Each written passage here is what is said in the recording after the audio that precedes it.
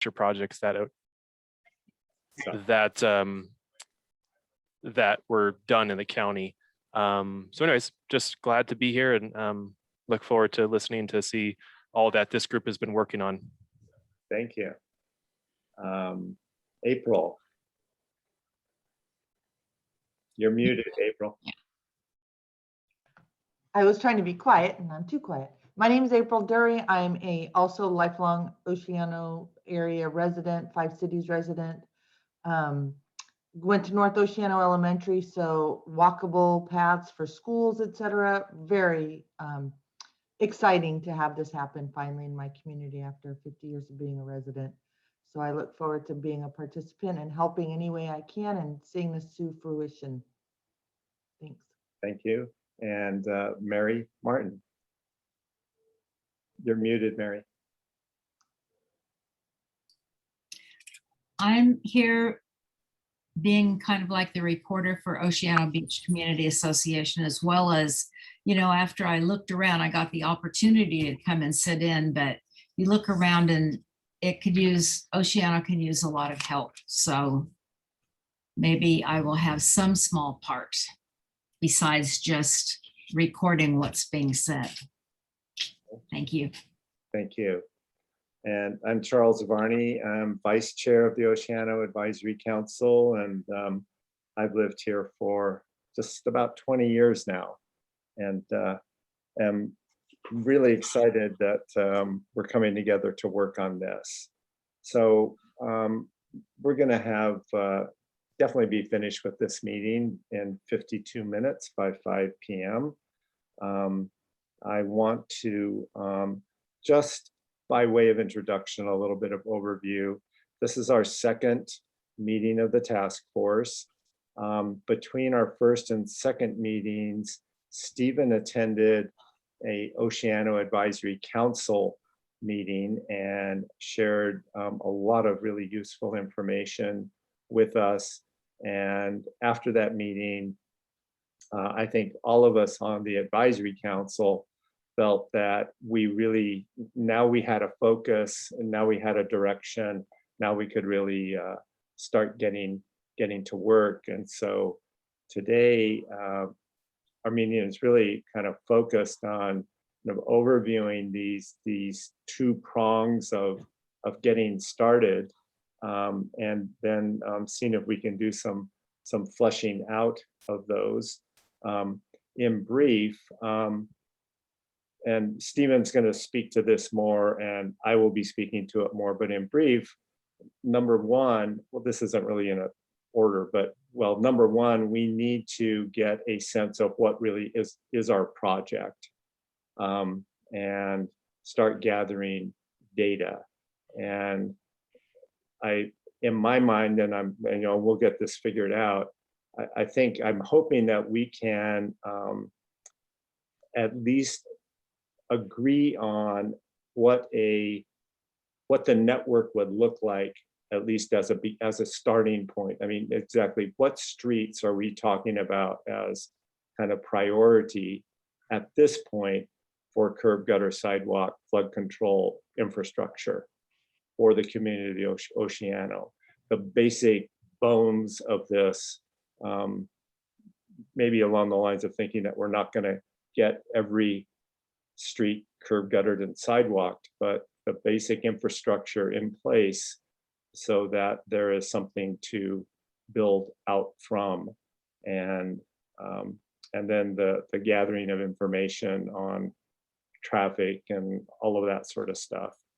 And then second one is to begin talking about doing I don't know if you call it a community needs assessment. It's really a safety study for pedestrians and bicycles in Oceano. And there's a state agency, actually a state nonprofit that is contracted with the federal and state government called Sidewalks. And they provide assistance to communities to initiate this kind of research. And I've talked with a number of people there at CalWorks, including just got off the phone about an hour ago with the co-director. And I'll be doing some reporting on that. So without further ado, I thought, like I was looking at the agenda and I see I have my own note here. It's like Andy Stenson here. And yeah, Andy Stenson here. Andy, I missed you. You didn't introduce yourself. So you can do that and then we'll go to your thing. Okay, thank you, Charles. So my name is Andy Stenson. I'm the Director of Facilities for the Lucimar School District. We serve, obviously, Oceano. We serve from the southern end of Tacoma all the way to north end of Shell Beach. I'm in my first year in this role. I've served in a lot of roles. April, I was a teacher. I started out in the district as a teacher at North Oceano back in '96. You had my niece Amanda Cox. Oh, great kid. Well, not a kid anymore. He looks familiar. Thank you. Anyway. Wow, that's great. So I started out there. I've done a lot of things. I was assistant superintendent of curriculums, assistant sup of business. I was a superintendent for a little over 2 years. And I've been principal of Fairgrove, principal of Mesa Middle School. So just from the district's perspective, we're super supportive of this whole project. And so I'm serving as the sort of the district representative, and we'll step in and throw any support we can in any way. That's great. Thank you so much. That's a great introduction to you, and your support is critical to, I think, our success. So Andy took on the task of doing a scattergram of the residences of kids that go to Oceano Elementary School. And I was going to ask him to just talk a little bit about this.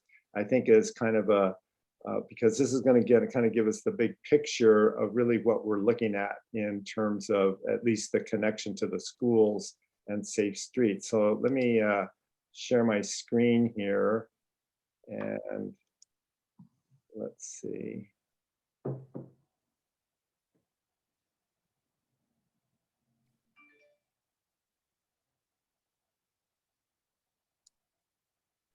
There we go.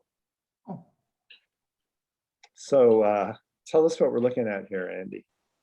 Okay, so at the last meeting a month ago, Charles had mentioned the concept that getting sidewalks, curb and gutter throughout the entire community of Oceano may not be possible, but this group may end up having to make some recommendations in terms of prioritizing certain areas that are the highest need versus lower need.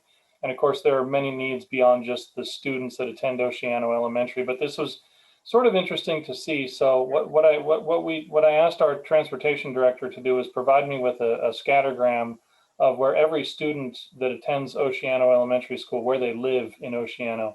So each dot represents a student or a family of students. So Oceano has last year had 377 kids.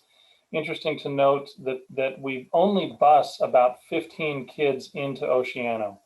So out of the 377, figure ballpark is 357 either get a ride from their parents or they walk. And just I've been there during drop off and dismissal time, and there are a ton of kids that walk to and from Oceano. It is truly, certainly as compared to many of our schools in Lucimar, it is truly a community school, meaning that it serves almost entirely the kids who surround it.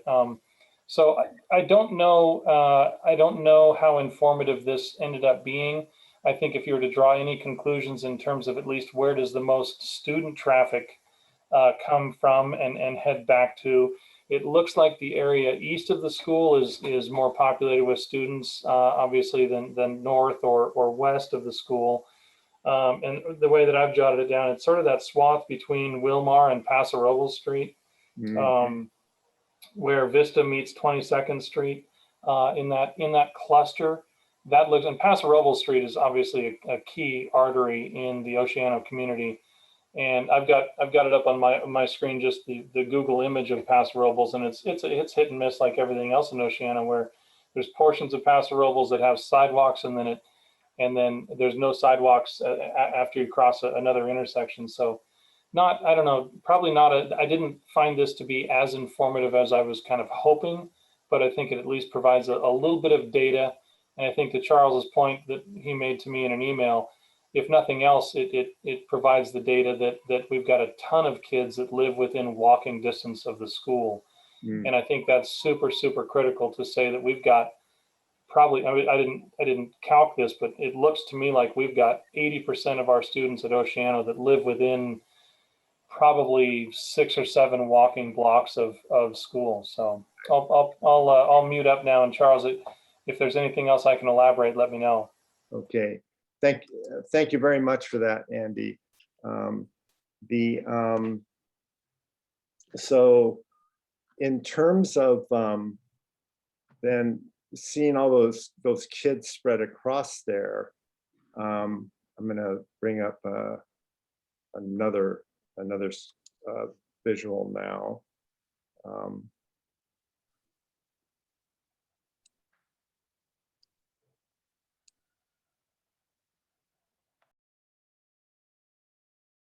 This is from the Oceano Revitalization Plan from 2013.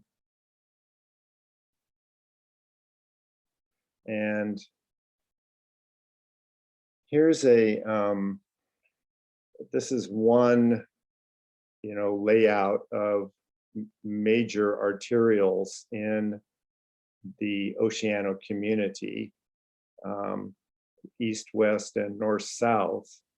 And I'm going to be turning this over to you soon, Stephen.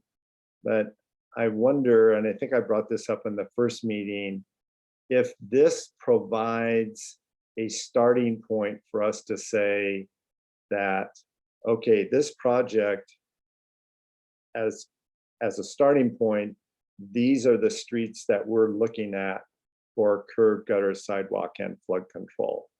I don't know about above north of the Pike here, and going up past that. I apologize for this, but I think the Pike is the boundary line of Oceano Community Services District. Would you, Andy, could you just jump in here in terms of, are there kids going to Oceano Elementary School from up above, from north of the Pike? I'm sorry, I don't have a scatter graph to pull back up here. No, Charles, no, I don't think so. And I don't have the boundaries in front of me right now, but no, basically below the Pike there. Right. Below the Pike is some of the kids that live below the Pike do go to Fairgrove, but no, the vast majority below the Pike head over to Oceano. Okay. So Stephen, why don't you jump in here and if we can start discussion about, I'd like to get your take on whether this is a good idea to nail something down at least as a starting point, knowing that it's obviously going to be modified somewhat over the time we're working on this, bringing it to fruition. And if so, does this look like something that would work as a start? Yeah, and I think you're right. This is pretty much just showing those main arterials.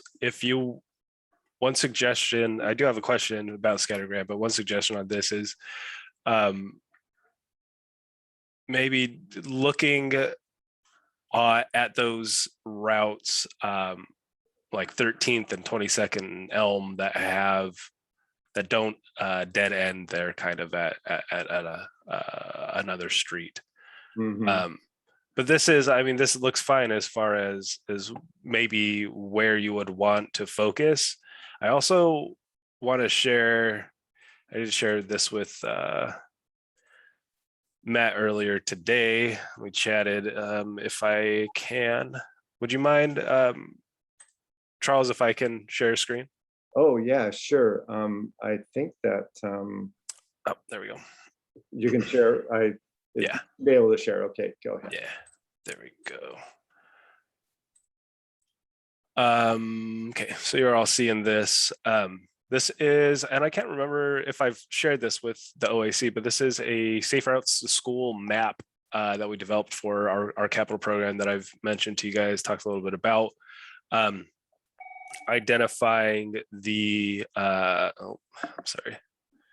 the gaps in sidewalks, the gaps in bike lane infrastructure, existing bike lanes. What else are we showing here? These bubbles here, these circles are a 1/4 mile distance from the school and a 1/2 mile distance from the school. When we're prioritizing funds for the Safe Routes to School program, we try and keep it within this 1/2 mile distance. As you can probably notice, there is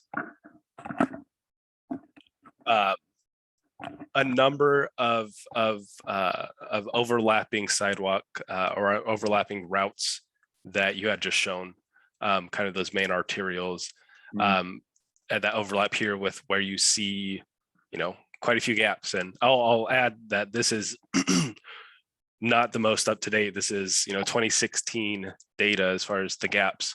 So there is I don't know if you can see my cursor right here, but between on Paso Robles, between 19th and 21st, we funded filling those 2 gaps. So, and likewise up here on Wilmar, down here on Paso and along 15th, there's been some gaps filled of sidewalk.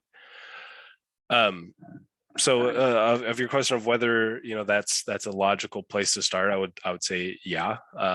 Those major thoroughfares, Paso Robles Street, 22nd Street, Wilmar being this is a community school. I think that's kind of evident, and that was actually really interesting to see that scattergram. That was data actually I appreciate, because I think you were seeing there that a lot of students are clustered in what I'm assuming are multifamily residencies. So a spot improvement maybe at a intersection near one of these might have a high benefit. Something also interesting I saw on that map was there was a number of students that are living west of Highway 1. And we know that permeability of Highway 1 crossings are lacking, right? So that might be a reason to look maybe harder at crossings of Highway 1 from the west side, and, just outside of that, the county airport. Potentially as projects that we haven't considered as in our recent fund programming, and just sort of a coordination with the County of SLO. And I would be interested actually if you did have that scattergram. I don't know if that's a map-based data or if that's just kind of plotted on a Google Maps, but that I would be interested in seeing in maybe seeing that more in depth. But to your question of whether it makes sense, I do think it makes sense. This I would say probably goes in towards that discussion of what data do we have that's existing. Right. I want to show you really quickly. This is UC Berkeley maintains this mapping software. It's called the Transportation Incident Mapping System, I believe, TIMS, which compiles all of the CHP's reported collisions and drops them into a map. I have somewhat anonymized the location of some of these collisions to make sure that we aren't going outside of county policy as far as data sharing and things like that. But the larger bubble here, and this is all collisions, not just pedestrian and bicycle collisions, but the larger the bubble, the more incidents have occurred within a close proximity to one another. So if I click here, you see there's 5 collisions that have occurred within close proximity of this large bubble. A lot of them are on the highway. A lot of them, and I have been looking a little bit more at the data behind it, and I'm not sure if you're seeing the spreadsheet now. Yeah. But just looking, this is the output of SWITTers. They have dozens of different criteria that they fill in, the code violation, the law that was violated. What was it that the pedestrian was doing prior to being in a collision? Similarly, what was the driver doing? Was it a drunk driver? Was it a hit and run? Was it an intersection? Was it on a state highway? So just kind of sifting through this, and I had hoped to get through more of it, but just kind of a quick overview of what I saw as far as collisions between 2016 through 2020 of this top graph here. So it's at 90 total collisions, most of which, the vast majority of which were vehicle collisions.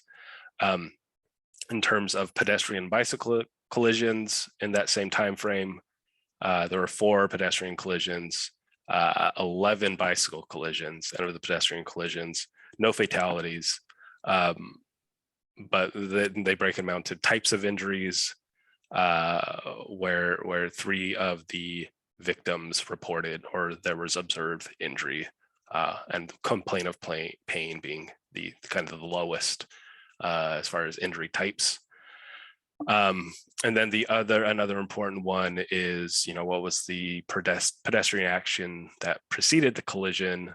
As you can see, 2 of those collisions occurred outside of a crosswalk, 1 within a crosswalk, and the 3rd being kind of on a segment rather than at an intersection or at a crossing of someone getting hit while they're in the road or on the shoulder.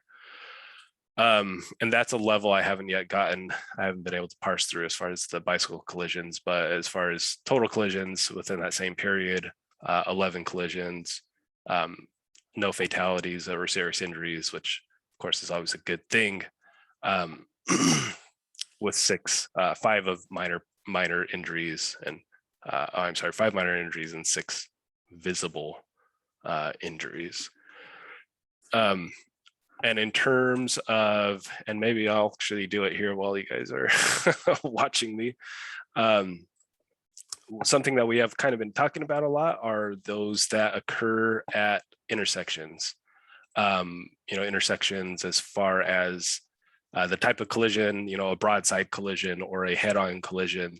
Intersections are more dangerous for that than being along a segment of road. So the number, of the 90 or so collisions that occurred between 2015 and 2020, 45 of them occurred at intersections. So, the need for safer crossings or, pedestrian scale lighting, that would justify in part a need for those types of improvements. And I can, like I said, I've been going through this just today, so I am going to do a little bit deeper analysis and pull out things similar to this as far as what was the primary collision or factor, whether it was, drunk driving or whether it was speeding, just the things that contributed towards the accident. And I'll get that to you too, hopefully soon. Things have been a little bit crazy. But this is kind of where I was getting as far as using existing data. So this is all publicly accessible. It's a little bit much to sift through and follow, but we're able to work with the county and vet this data. And so if it's a service, a planning service, I think that SlowCog can provide you. We'd be able to do that in partnership with the county. Yeah. Mm-hmm. So we had, well, let me leave it. Let's see. Anybody have any questions that they want to bring up or comments here of what Steve's presented? I don't have any other than to say this was fascinating information to see it this way. Mm-hmm. Let me kind of show you a little bit of these tools too. So to Tim's, so I'm going to just do really quickly a selection here of just these within kind of pretty much Oceano. Let's see if we can't do a summary of just these. So we're looking at these 64 collisions that were in just those that I selected, you'll see that only 2 have resulted in severe injuries. No fatalities within that 5-year time look. I do know that there has been some fatal injuries about 11 years out, 10 or 11 years out. So, I mean, that's maybe one difference, is that you can change that timeline in which you're looking at them, and you might have a little bit different picture. And as far as collision types, it breaks it down into, like I said, the broadsides versus the head-ons, those being more likely to result in a fatality or a serious injury versus like the side swipe or the rear end. I did look a little bit more into the rear ends, and there was a fair, not a majority, but there were a fair number that were associated with drunk driving. So to me, when I see those types of injuries, they lend more to the idea that it's enforcement and education rather than maybe infrastructure, right? So that's kind of those things that, for me at least, I'm able to tease out of the assessment of the collision data. Of it's you can't fix it all with engineering. Some of it does takes education and encouragement. So that's kind of what I'm using as far as the existing data, the TIMS data. And this, I do want to state again that we want to make sure that this stuff is getting vetted with county. So I'm so happy to have Matt on board. I think we're kind of the same feather to some degree, and are wanting to get into this level of detail and look at this as way to maybe advance certain corridors or certain project concepts, whether they're spot or they are a linear corridor. So just sharing a little bit about the data that I'm looking at. And this is something we do pretty often. So it's not, outside of our scope to be looking at this. So if there's support that we can provide, we can figure out how to allocate time for that. That's wonderful. That's wonderful. As you look at this data, Stephen, I don't know what the criteria are for, any of the, hopefully the grants that will be available and stuff.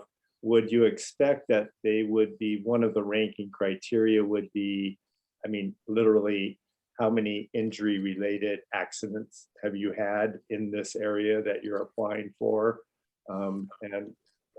If that is the case, does this look like we would qualify, or do we need to get more accidents? That's kind of one of those, and you kind of said it just that, as far as Caltrans, it's how many and how severe have the accidents been? And it is kind of a gross science where, we only had 2 people die. It's not enough people to die to be investing in a thing here, right? But I don't think, the lack of fatal injuries is a reason to not highlight the fact that there are some unsafe conditions or less safe conditions for, maybe pedestrians specifically, if we go to pedestrians. This is looking, what was the violation? A third of them, yes, it's one, it's only one, but a third of the violations that occurred or that contributed to a collision were the driver's fault, or a third were the pedestrian's fault. So there's reasons to be bringing up the collisions, and the fact that there haven't been any fatalities shouldn't be a reason to not bring up this data. But in terms of getting Caltrans to identify a project as a safety issue and apply, their specific safety funds to something, it has to reach some sort of threshold. Yeah. But in the grant world, 100%, this stuff is definitely worth referencing. Okay.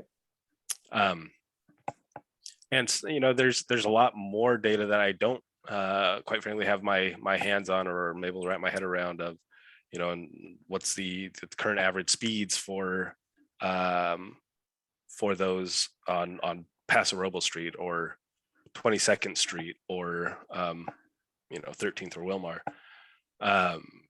And that, is something that we'd partner with county to assess. Another, what else don't I have are just a record of what those ticket violations are.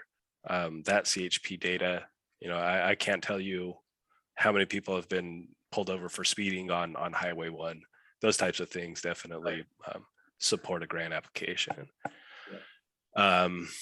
So, this is just one piece of the puzzle, but it's helpful for sure.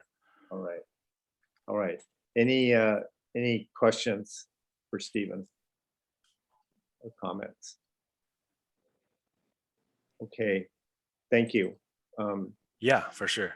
Let me Let me stop here. This share. Mhm. There you go.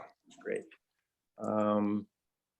I actually do have a question for you, Andy. Just going back to that scatter plot, I think is what you call it, right? Scattergram. Is that data that you can share, or is that just kind of a static map? Yeah, no, I can share it. What we can do, we can download it into a Google Sheet or Excel and just omit students' names. But yeah, we can absolutely get you any document you want that has addresses. I mean, even if it's just the dots, that's I don't want to get into the whole where are people. But the dots, go for it. Charles, I emailed it to Charles. Charles, I don't think I have Stephen's email, so you can kick it over to him. No problem. Yeah, there's no breach of confidentiality. Okay. There. Yeah. Okay. Good. Specific. I'll send it out after the meeting then. Because that is something that comes up. I think I was probably with this group here is that there are students on the west side of 1 that are coming into Oceana Elementary. So, I mean, if there's a great need, I know that I did say that we kind of limit it to that half-mile, quarter-mile buffer, but having an idea of what the needs are of the entire community would be really good. Yeah. Okay. Okay, then let's move on to the, I have one more thing. We have volunteers that have said they like to dig into data and, and I know that you had sent me some attachments a while ago that had some of these spreadsheets and stuff. So am I correct, Stephen, that there would not be that much need or opportunity for any of our community volunteers to be crunching numbers, that's something that you would, that SLOCOG would be able to provide the things that we needed for that? Yeah, I'd be happy to work with that data and work with Matt to vet the data so that we can make sure that we are all aligning, I think, with one another's policies. Is that, would you say that's true, Matt? We'd want to maybe make sure we look at the data before we start publishing data. Sure. Yeah. Sure. And I think there's other folks on our team that would be interested as well. In particular, like the operations team and the transportation division. Yeah. Okay. Great. Okay, I'm going to go back to sharing my screen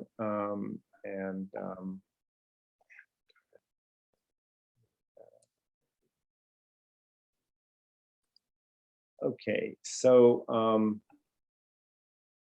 this is the California Walks website, part of their website, and Stephen at our Oceano Advisory Council meeting brought up this group as people to work with in terms of gathering information from the community and basically kind of mobilizing the community by neighborhood and doing these neighborhood walks to identify problem areas. And this is the we call the neighborhood needs assessment and asset mapping.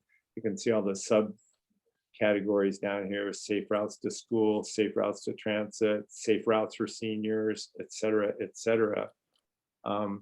And they are set up to provide this assistance to communities who want to get this information together.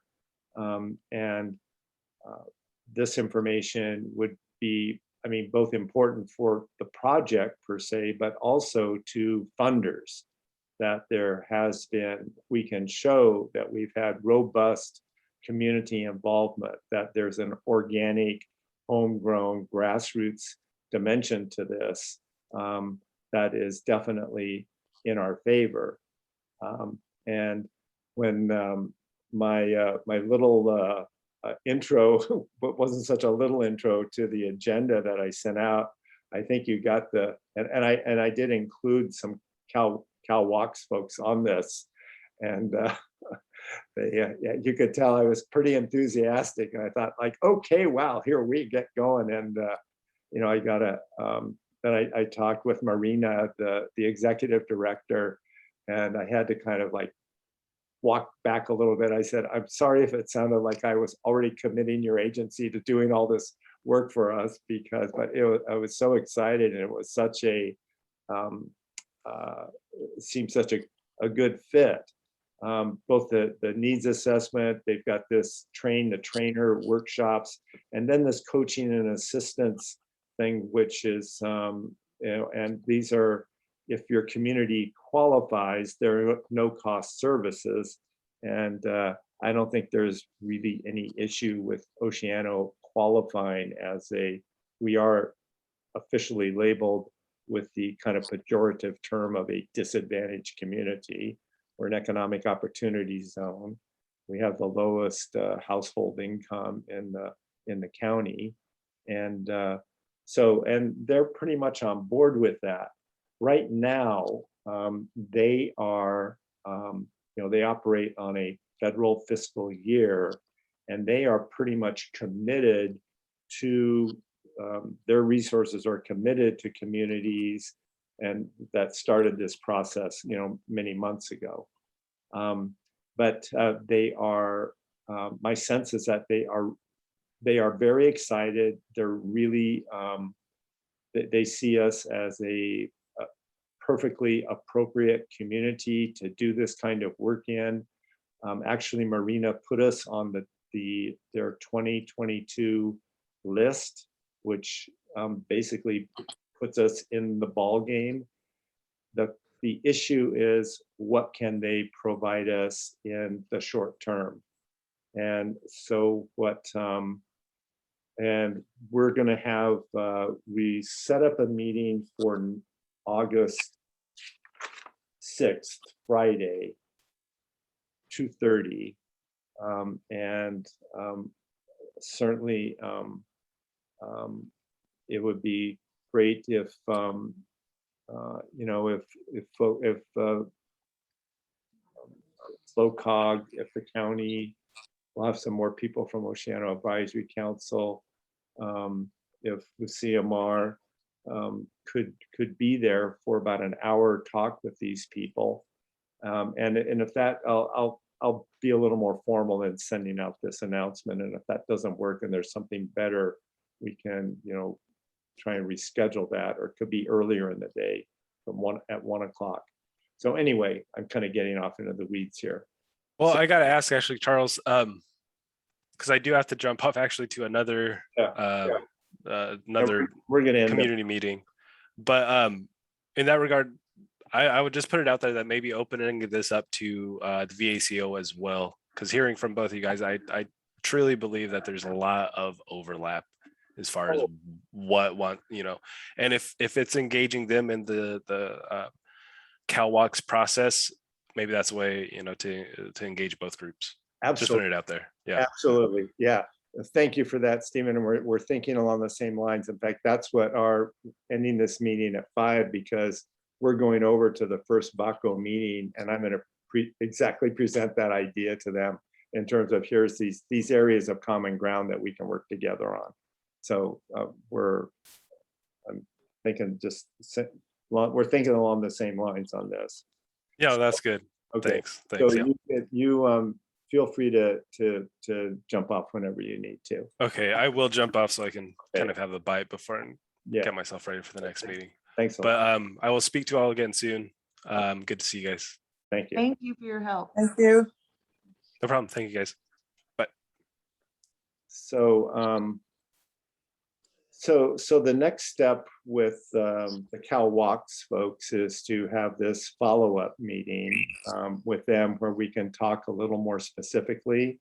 And I also talked with them about our capacity here within the community to step up and put this process in place with I think if we had two of us that, or three of us that got the training and got the resources, we could implement this across the community, and especially with cooperation of community-based organizations, cooperation of the schools to get information out to families about the opportunity to do neighborhood walks and surveys about safety and getting safer streets for kids to go to school. It's probably something that will be a really positive thing to work around. So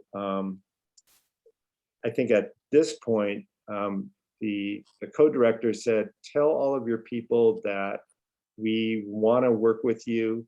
We want to figure out how we can do that. And let's get together and talk about if there's something we can do in the short term. When she asked what our timeline was, I said, well, ultimately, we want to be prepared and ready to go for federal infrastructure grants to disadvantaged communities that would be available to us and apply for those. And we want to have as many of our ducks in a row as we can for that situation. And she said, okay, that sounds great. And look forward to talking next week. So that's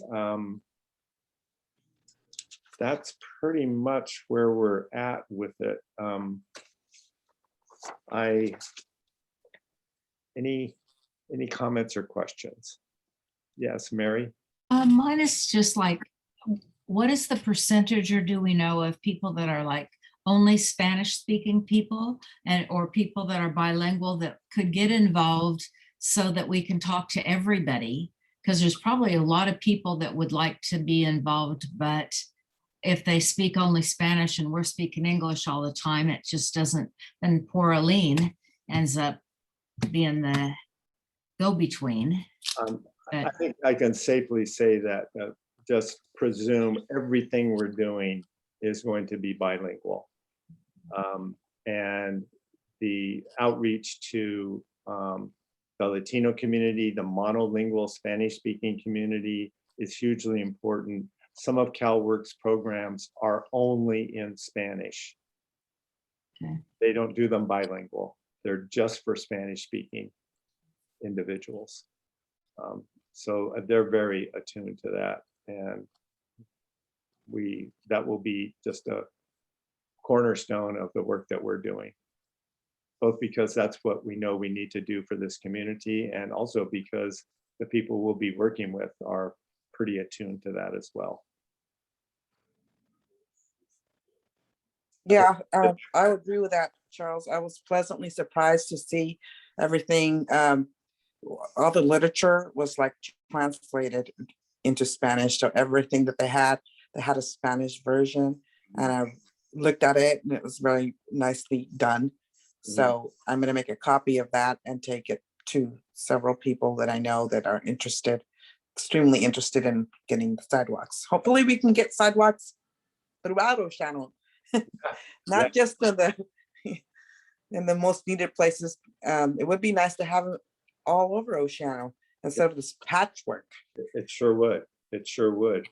And I, we'll see what we get, but I think it'd be wonderful if pretty much every kid in Oceano was only a block or 2 blocks away from a curb gutter sidewalk route to school. Mhm. Rather than the whole half mile, they're dodging in and out. Mhm.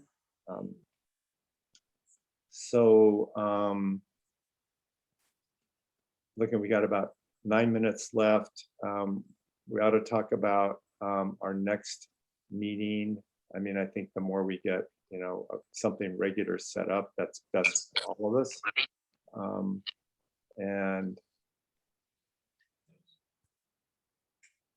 I don't know, do you think that we should meet every 2 weeks, or is once a month good enough now with just emailing in between? And then as things get moving, as the time goes on and we need to be working more, we can bump it up to once every 2 weeks. Yeah, go ahead, April. I would just put out there that maybe we could meet in 2 weeks and work on like creating some groups and then meet once a month once we've got our groups going. Uh-huh. I think if we wait another month and we don't even have groups yet, then that's another month of kicking the can down the road of just not doing anything yet. Right. Anybody else want to chime in on this?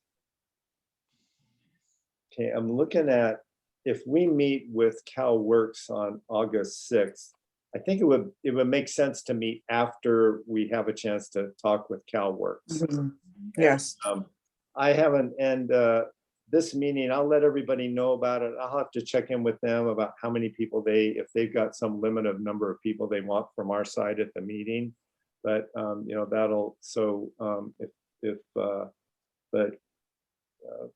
anybody, as far as I'm concerned, is welcome to come to that meeting.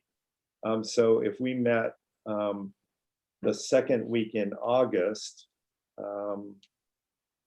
and we're Thursday. But we already meet on the 11th for the OAC. Charles, do you mean CalWalks? CalWalks, yeah, I'm sorry. Yeah. I was getting a little confused. I went, wait. What did I say? Works. CalWorks. Oh, CalWorks, yeah. We knew what you meant. We're gonna work it. So The 10th or the 12th? yeah, either one of those. Are we gonna want to meet at 4 o'clock again? I'm open. If I have Yes. enough advance warning, I can schedule anything. I'm self-employed. What about 4 o'clock on the 12th? Okay. Should we put that down? Okay, tentatively 4 o'clock, the 12th. Curbs, gutters, and sidewalks. Are you talking August or September right now? Talking August. August, okay. I won't be here. Mhm. We say God willing, but someone else can take notes on, Somebody else from whatever. OBGA. And Okay. we also, Go ahead, Charles. I was just gonna tell Mary that we record this meeting and it'll be on our website. In terms So of, someone doesn't have to be in person. They could just watch the video of it. right. I mean, in terms of your note taking. Mhm. Anything else from anybody? I'm excited. So Charles, you will kind of follow up with the invite for that Cal I will. Walks. Yeah. Okay. I'll Okay. send out a summary, kind of the highlights in the meeting, even though we've got the tape of it, and yeah, that contact stuff, and I'll send around Andy's scattergram, and I'll do that. It'll be there. It'll be in your box by Monday for sure, maybe tomorrow, Matt. Okay. Matt, thanks a lot. Good to have you here. Yes, Yeah. thank you. Yeah, Yeah, thank you. yeah. Yeah, I'm excited to see what my role will be exactly. But I mean, essentially, Public Works, they're the ones that are getting the stuff done. I mean, before in planning, I mean, a lot of it's just, documentation and, you know, before I was doing grant management. So now it's nice for me anyways to be a little bit closer to the action. But yeah, it's good.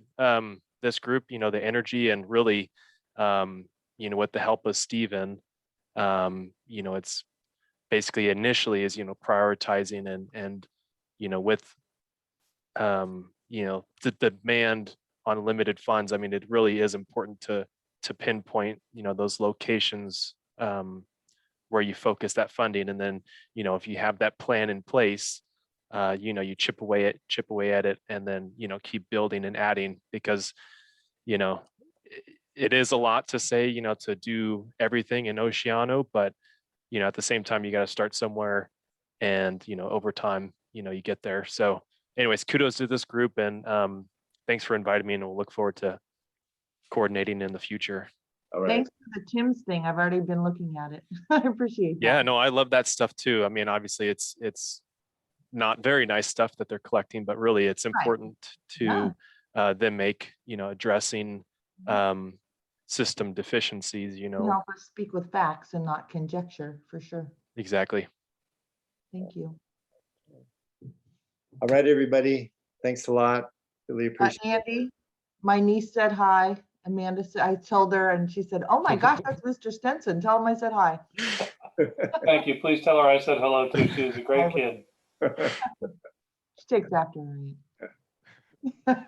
Thanks, guys. All right, Bye. everybody. Have a great weekend. Bye. Bye-bye.